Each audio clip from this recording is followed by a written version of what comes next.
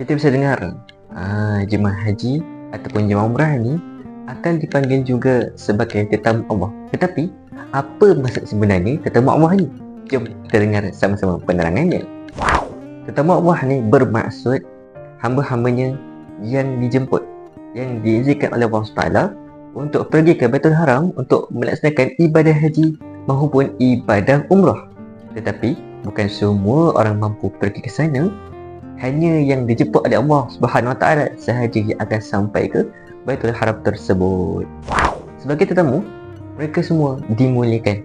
Doa lebih dekat untuk dimakbulkan dan setiap langkah perjalanan adalah dikira sebagai ibadah. Namun, gelaran tetamu Allah ini bukan sekadar keistimewaan tetapi sebagai amanah.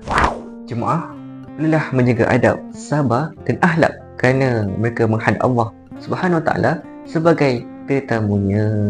Tetamu Allah ialah hamba yang dipilih, dimuliakan dan diuji untuk menjadi tetamu yang beradab. Semoga bermanfaat kepada anda semua.